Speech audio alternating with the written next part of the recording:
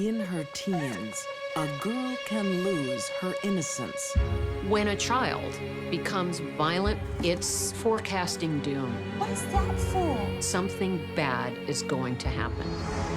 A dark fantasy becomes all-consuming. Deep inside her, she had the urge to kill.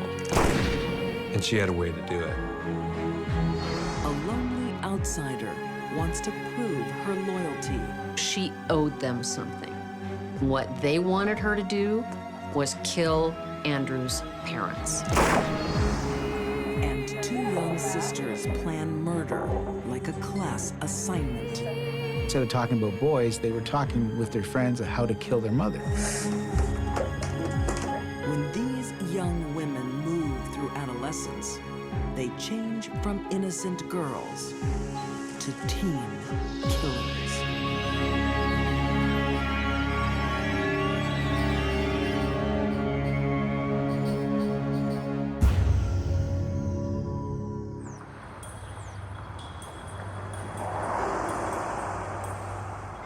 Adolescence is a time of change. Okay, they're gonna be here in a second. A time to fight for independence. You okay, Susanna? With loyal friends. You can do this. The group had several plots or ideas on how to kill Andrew's parents. Most of them were ridiculous. Okay, all right, hurry up, they're coming. You better not miss, Susanna, I swear to God. The final one wasn't.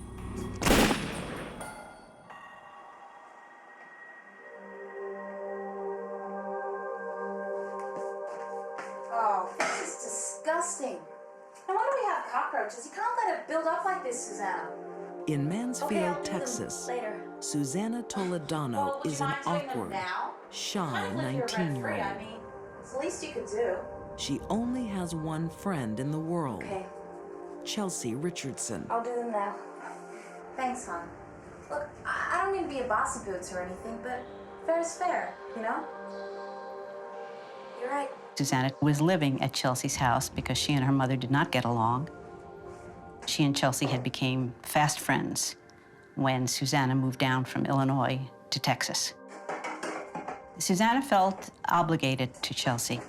Susanna was shy, and there she had a friend who would help her and be with her and make it so she wasn't so lonely. Author Stella Sands says Susanna found the support she couldn't get from her family. But her new best friend isn't as generous as she appears. It seemed that Chelsea always chose people she could manipulate. She liked to be in control, and she chose people who she could control. One person called her a master manipulator. Whatever she wanted, she would somehow get. Chelsea desires an easier life, like that of her boyfriend, Andrew Walmsley. Who wants a brownie? No. Oh, nice one. Andrew lived in Walnut Estates, which is a very fancy place of two-story homes, brick and stone, and he had everything that he ever wanted as a kid.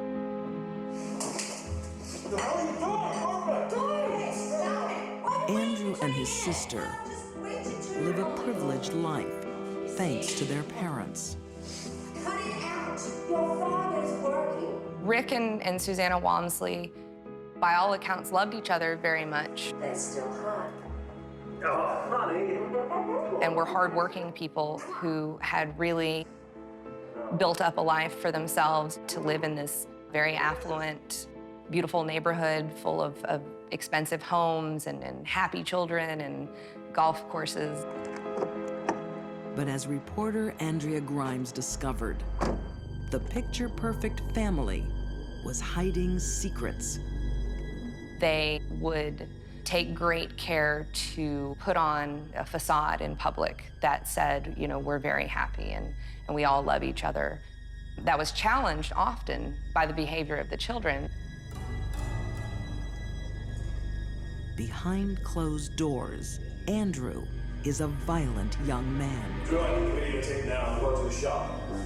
Don't do that. When Andrew became frustrated, he would throw things. Go get it! You want it? Get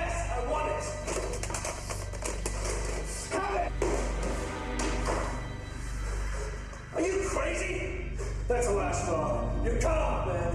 When a child becomes violent with a parent, and that parent is not violent toward them, No gas money, no allowance, nothing for you. I hate you, asshole! it's forecasting doom. Come on, babe. Something bad is going to happen. We're gonna have all the cars you want. Let's His not live new that life girlfriend we're dreaming about. encourages Andrew's growing We're still gonna hate. have that life we've been dreaming of. Andrew's family thought that Chelsea was white trash Just gotta think positive. and that Andrew could do better than her, which fueled Andrew's dislike for his parents. Come on, Drew. Your parents are loaded.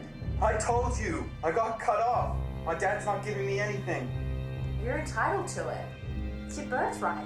Soon, Yeah. the teenage lovers start thinking the unthinkable. Come on. Allegedly, Chelsea is the one who came up with the idea of saying, you know, Andrew, you don't like your parents very much anyway, and, you know, they probably would get a sizable inheritance.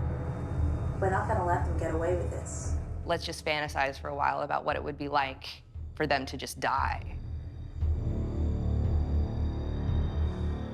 The idea is simple.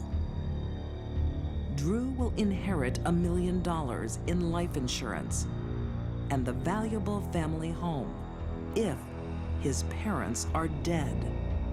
Not only did they plan to kill the parents, but one of their plots was to kill Sarah, his sister, so that Andrew wouldn't have to share the insurance money and the $1.6 million home. And Andrew assumed somebody dies, you get it right away. Within weeks, their crazy fantasy becomes real. Hold it. They're plotting murder without dirtying their own hands. They want their gullible new friend us. to do it for them. God, you live here rent-free. We drive you to work every day. I mean, we helped you out when you had trouble with your mom, remember? Drew's having trouble with his family. We're gonna help him out.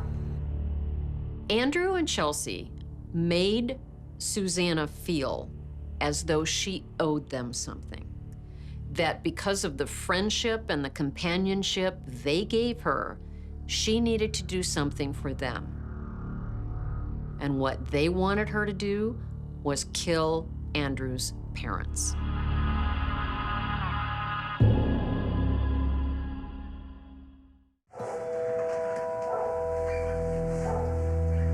I can't. Come on, Susanna. You're my best friend. I need you. Chelsea Richardson likes to get her own way.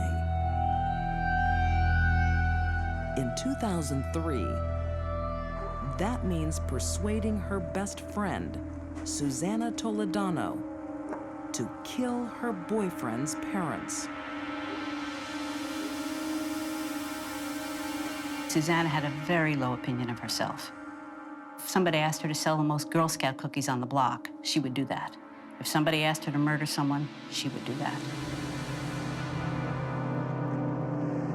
So where is this restaurant? Somewhere down here on the left somewhere, she said. Okay. I'm hungry. How about you guys? Yeah. The Walmsleys are rich. Their disgruntled son Andrew and his new girlfriend, Chelsea, want their money now. Get ready, they're gonna be here in a second. Susanna, you're okay? They actually attempted to shoot the gas tanks on the family car. You can do this. They believed if they just shot a bullet into the gas tank, the car would blow up, no more family. Insurance money comes the next day, and, you know, they ride off into the sunset together. Okay, here they come. Get ready. Come on. All right, make sure you get the gas tank. Their first murder attempt is almost comical. Ready? Now! Oh my God, you missed! How did you miss? What was that? Oh my God, oh my God. What was it? Somebody just shot it off. The Walmsleys realized they had been shot at. Are you serious? That was Drew. Just calm down. That was Drew. I swear to God, that was Drew's car. And saw Andrew drive away in the white Mustang that they had bought for him. Whether or not they knew this was Andrew in their hearts, or whether or not they chose to believe that it was not their son, life went on after this. They didn't press any charges. They didn't have the police investigate Andrew. Life just went on. It's a fatal mistake. The second murder attempt is chillingly direct. They went into the house, and Susanna was still scared. They tried to prop her up and say, "You can do it, you can do it." And finally, Chelsea pushed her into the living room. She went in, she saw the mother lying on the couch asleep. She took the gun and shot her in the side of the head.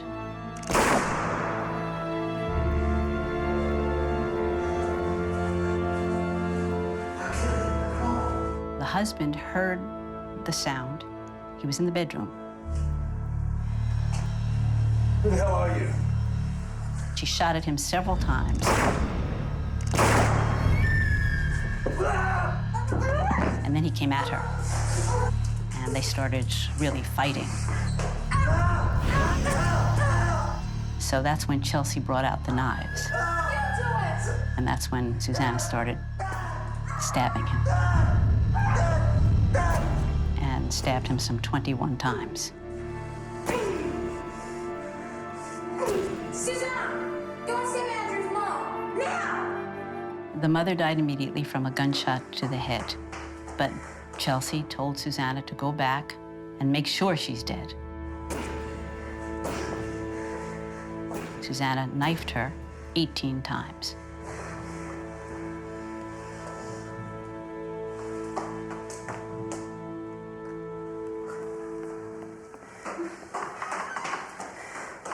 Parents don't often wish to think that their children can do them any harm. Probably from Mr. Walmsley's point of view, he had given his son everything he wanted. He had given him a lovely home and a car, and here was his own son murdering him. Nobody has come up with another motivation for this besides pure greed. Here are two wonderful people dead, and who gets what out of this? Well, money. That's all. Sarah Walmsley is lucky she isn't home. But she is deeply suspicious and files papers to block her brother's inheritance, accusing him of murdering their parents.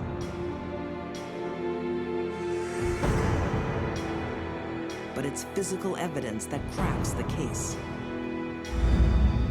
Rick Walmsley holds his killer's identity in his hand. In his hand were some hairs that they took for DNA testing. When the results came back, people were shocked. It was not Chelsea, it was not Andrew, but it was Chelsea's friend, Susanna's hairs. Facing a death sentence, Susanna gives up her friends. She flipped almost immediately and pointed the finger at Chelsea first and then Andrew. The crazy dream is quickly over. I think Andrew was much, much angrier at his father than anyone knew. And when he hooked up with Chelsea, she fed into his need to take control of his situation. Chelsea was a master manipulator, and frankly, Andrew wasn't very bright. In the battle of wits with Chelsea, he was really unarmed. And Susanna, easy, easy, easy pickings. And they got her to do the dirty work. Andrew Walmsley is sentenced to life in prison. Susanna is spared death row. She also gets life. The harshest penalty is saved for the master manipulator, Chelsea Richardson. She's sentenced to death and is living on death row.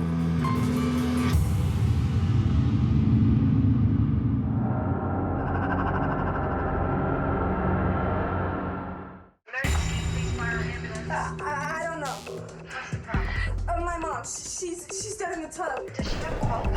No, I don't want to touch her. She's underwater. Toronto, Canada, 2003. Two teenage girls find their mother, Shirley, floating in her bath. The 911 operator gave clear instructions on starting to start CPR. Do you know anything about CPR? No. The girls have called for help. I can't. I don't know. I don't want to touch her. She's underwater. But they're not following instructions. The operator was almost pleading with them to at least, get her out of the water, and there was a refusal on their part to do any of that. By the time police arrive, their mother will be dead.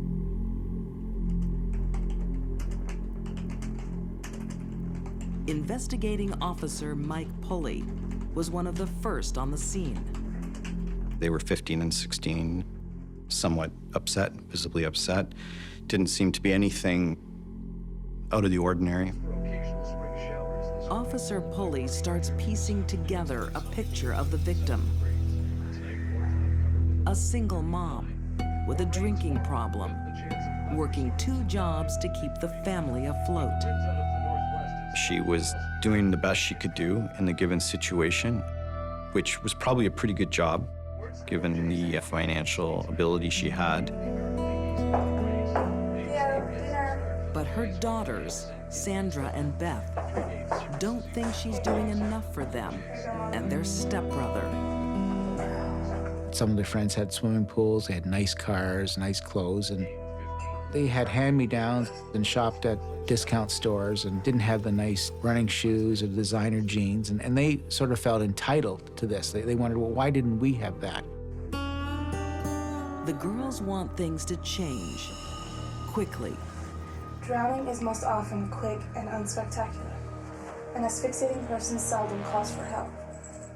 If their mother died, they would get somewhere in the neighborhood of $68,000 apiece between the 3 of them. They're planning to stage an accident. The brain will die after approximately 6 minutes without oxygen. A guidance counselor mentioned that they were the smartest kids he had ever seen in 30 years of teaching. They spoke 5 different languages. They scour the internet, collating the best advice from around the world. They found 14,000 hits on the hard drive for drowning, the word drowning. And they found another 200 or 300 hits for codeine, and there were 100 hits on bathtub. They've already worked out how to spend the money. How much you guys gonna get? 70,000 each. They planned to take all their friends on this big European vacation and live the high life. You guys can't be set. Their dream was to buy a marijuana farm and have a nice house. That was it. And for that reason, they killed their mother. Their crazy teen logic isn't new to criminal profiler Candace DeLong, but the detailed preparation is highly unusual. For a teenage killing, this one had much more planning than any I've ever seen. These girls are dangerous. Wait. Does that mean if you guys do it Friday, you won't make it to TJ's party on Saturday? Crap, I didn't think we can't miss TJ's The party. girls plan murder like a high school musical and share their plans with their friends. Why don't you hold off a week? Can't risk it. They had friends that for months helped them plan the crime, and it was a murder of their mother. Yeah, we're gonna have the best party. The fact that their friends knew about it and never went to police, never went to their parents, never went to anybody. Really, like, everybody was involved in this. Yeah, our place is gonna be the new party pad. Yeah. Their silence will prove deadly.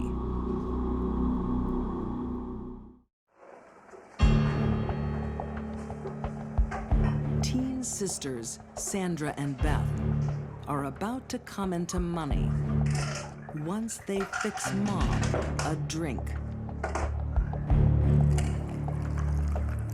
Each Saturday afternoon, Shirley has a few vodkas before taking a warm bath.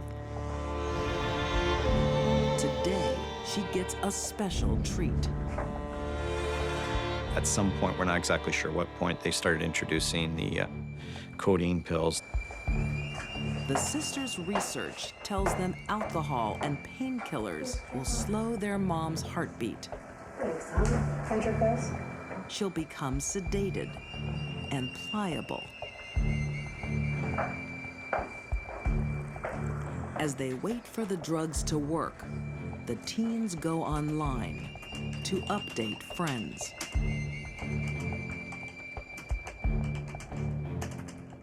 At one point, the older girl tells, you know, I feel like I'm going on a vacation.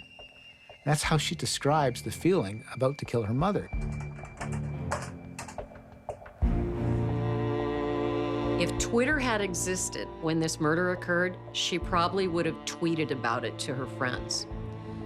Her need to be connected was stronger than the need to remain silent. The girl ends this conversation with, "Good luck, wear gloves."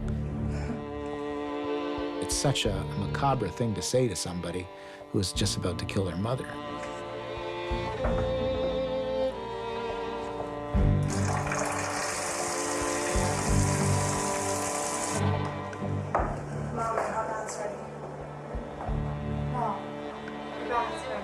For years, the girls have watched their mom drink away money. Money they want to spend. By now, she's very impaired by the alcohol and the codeine, and she just followed along any lead they said. They led her to the bath. But this is Shirley's last drunken Saturday. That's it, move it in. She's going to have an accident. How's that, Mom? Temperature's good? Are you comfortable? That's good. Okay, so I'm just gonna turn you over and I'm just gonna wash your back, okay? Turn over. I'm just gonna wash your back. That's it. That's it. That's it. Once she was in the bath, the older sister at that point then just reached down and held her head underwater.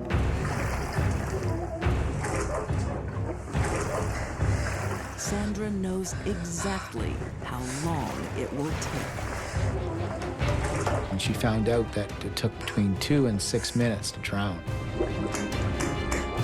She split the difference. She actually held her mother's head under the water with a latex glove for an entire 4 minutes.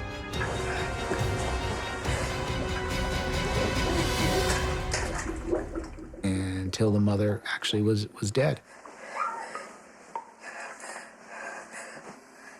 That's 4 minutes. She told people that it wasn't as bad as I thought it would be. There was a little bit of struggling, but that was just the body's reflexes, but it actually went off much better than she thought. But we have to fix the box.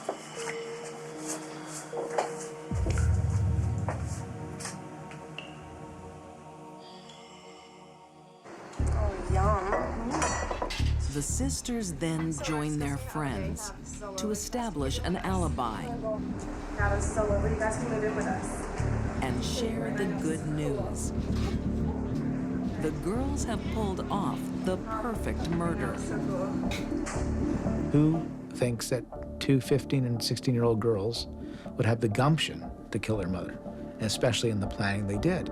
I can't do it. You have to do it. I'll screw it up. You have to do it. No, we rehearsed this. You can do it. I can't pull it off. Please, please, you have to do this. Later that night, the sisters report a family tragedy. With their mother's history of alcohol abuse, authorities buy it. They're very good actors. They were giving out the emotions, you know, oh, we're sad, you know, let's put some tears on here, let's look upset. But she's not moving at all. Okay, calm down. I'm on the way. The sisters receive sympathy from family and kudos from their friends. The secrecy pact with their social network holds strong. Until 1 year later, alcohol and hubris start loosening Sandra's lips. She just kept telling everybody when she got drunk. Well, she was on her way out. I mean, we're just speeding up the process. I think she wanted people to know that she had outsmarted not only the adults, but she had outsmarted the police. She had outsmarted a coroner. But she was really unhealthy. She was crying like a heart attack. The older sister is the kind of person who needs to connect with people and needs to share information, needs to share every aspect of her life.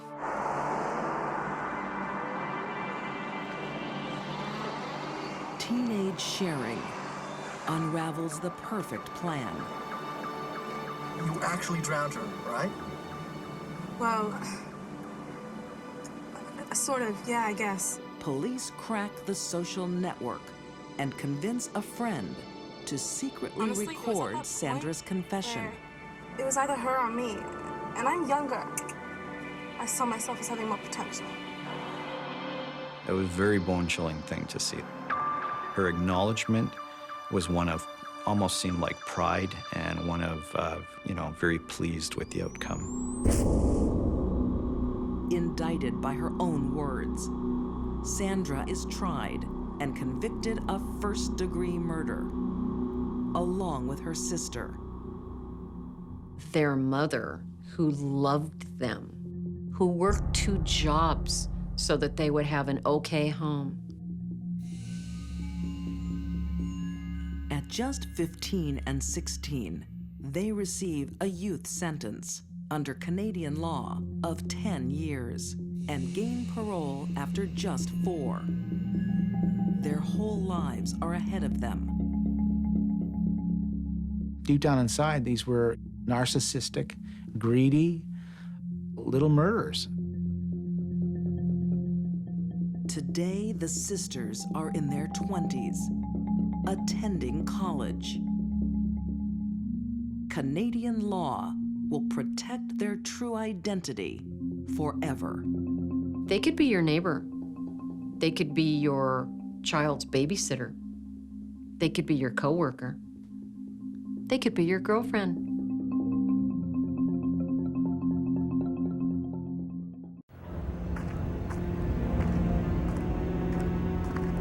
Most actions have a motive. Hey there! This hill's a little steep to be walking up. Right or wrong, Come on, jump in! they can usually be explained. Come on. For Penny, this was just a fluke, just something that she always wanted to do. But sometimes, they cannot. From the moment she got in his car, he was a dead man.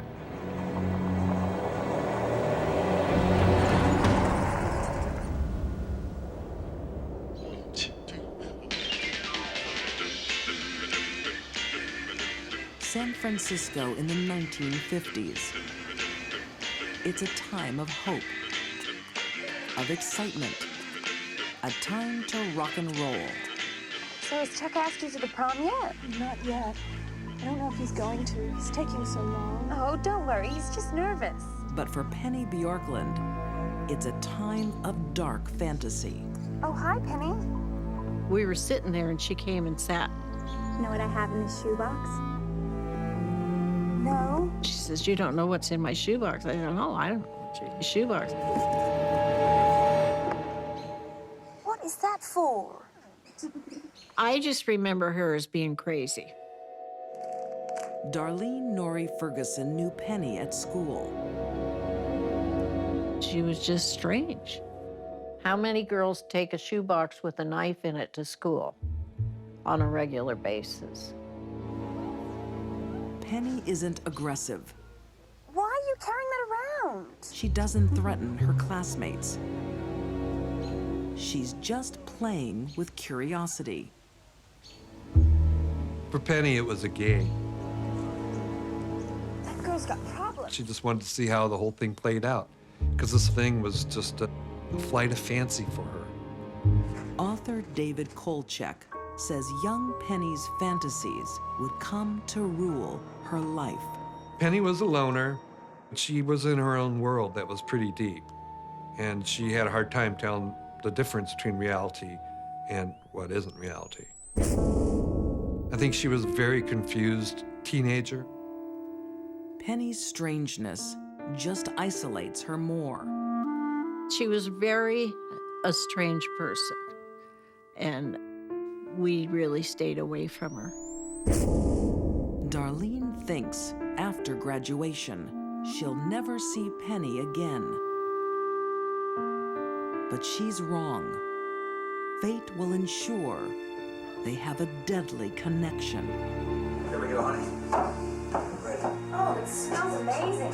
By the age of 18, Darlene is married to a handsome young war veteran, August Norrie. Maybe you should do this more often. No. Augie was a very, very happy, jovial, friendly man. Very good-natured, patient, just really a wonderful man. This just looks perfect. Darlene is making plans for the future with her new husband. At the same age, Penny's life is at a standstill. Penny, you ready yet? Penny was a troubled teenage girl. Come on, get out of bed. Come on, Penny. I'm not going. She didn't care for her mother. She would go so far as to say she hated her mother, and she hated her for many, many years. You are going to church. She hated the fact that she had to go to church and that she had a religious upbringing. But lots of kids feel that. What's wrong with you? Get out of my room. Penny seems distracted from ordinary life. She's lost in her dark fantasies.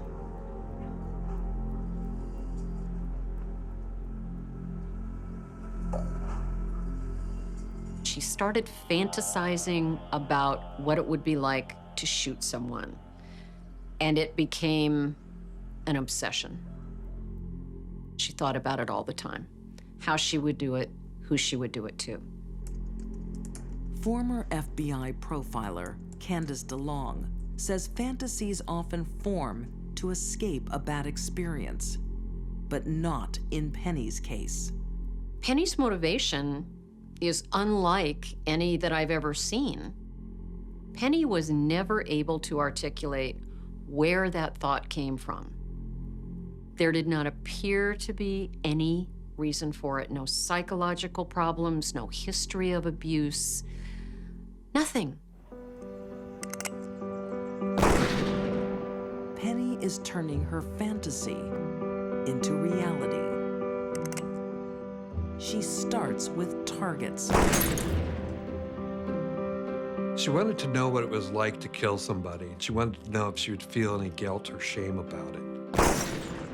Who it was just a random thing.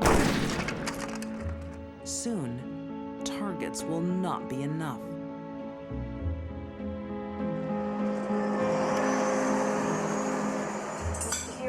About that job? I did. I spoke to Bob. On the other side of town, the Norries are keen to start a family. Augie takes a second job to save money.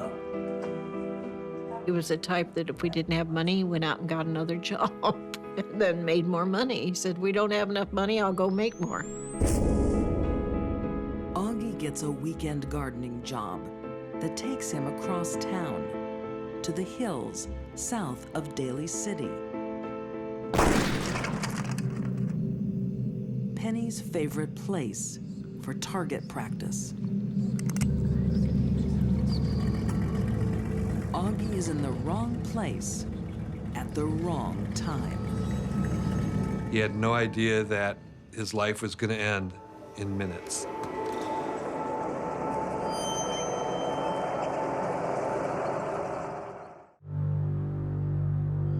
Like most teenagers, Penny Bjorkland is a dreamer but her fantasies are dark. She has an overwhelming desire to shoot someone. She wanted to know what it was like to kill somebody. She wanted to know if she would feel any guilt or shame about it.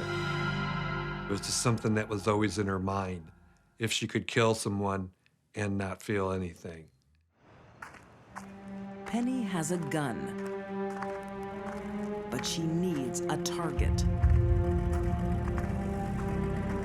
She had decided that that day was going to be the day she shot and killed someone.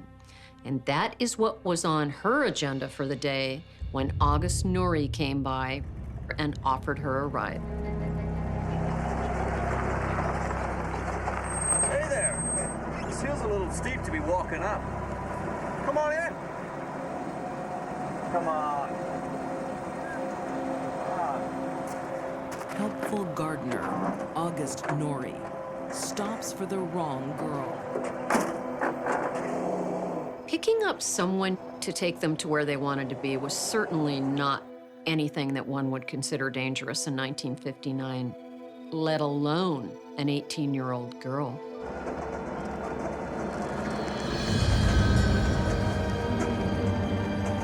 Hey, what are you doing?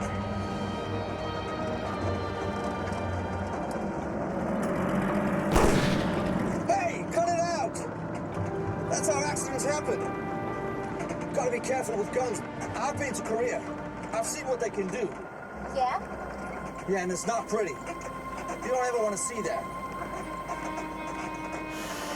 But that's exactly what Penny does want to see. Years of fantasy finally come to life. You're wrong about me. I do want to see what a gun can do. No, no! Penny pulled out her .38 caliber revolver and emptied it into August Nouri.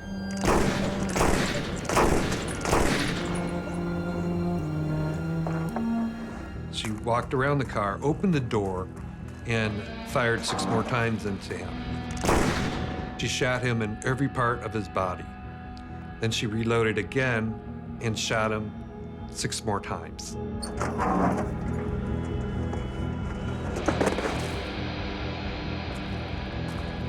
He was dead the first time she shot him.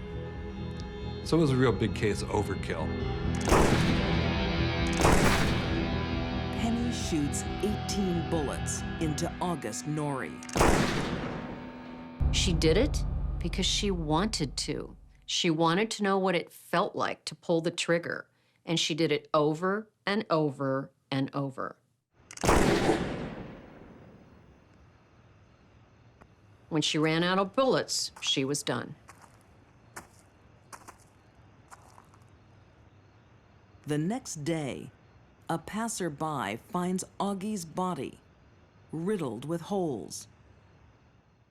They all thought it was a crime of passion. They all thought this guy had to have a girlfriend. Who else would shoot somebody 18 times? And it had to have been a lover's quarrel. The only police witness seems to support the theory. Around that area on that Sunday, a young boy saw a young blonde female driving her car erratically and told the police. So they thought, this is the woman. This is the person we're looking for. Ballistic tests also help police zero in on the killer. They trace the casings to a blonde girl who likes to shoot in the hills. Penny didn't try to hide.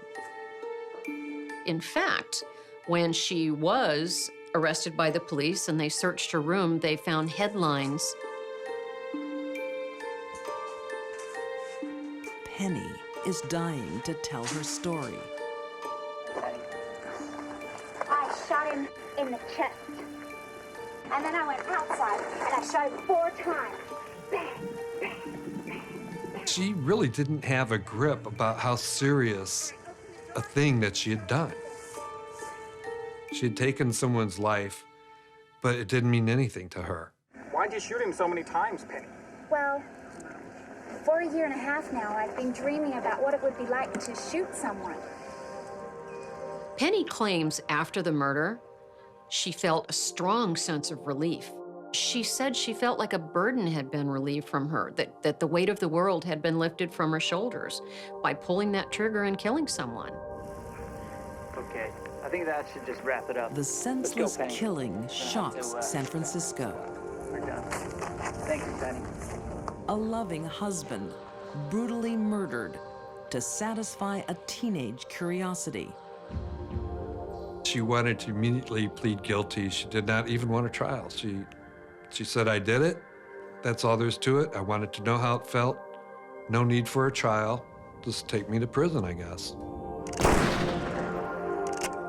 Because the murder is random, not premeditated, Penny Bjorkland is convicted of the lesser crime of second-degree murder. 9 years later, she is released on parole. For widow Darlene Norrie, fate has been especially cruel. The strange schoolgirl claimed one more victim. I probably found out a month after he was murdered that I was pregnant. Her daughter, Cindy, never meets her father. I remember when I had Cindy, and I was in the hospital, and this woman was in there with me, and she was all upset because her husband wasn't there right at that moment. And I kept thinking, but at least he's gonna come, you know. So that was probably the hardest thing for me, is when I had the baby.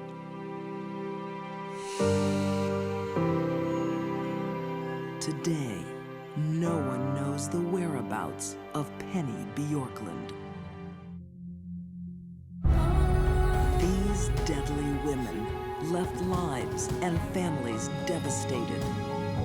Susanna Toledano would do anything for teenage loyalty. Greed made Sandra and Beth drown their own mother. And curiosity drove Penny Bjorkland to randomly take an innocent life. These girls were in a time of transition, changing from innocent children into teen killers.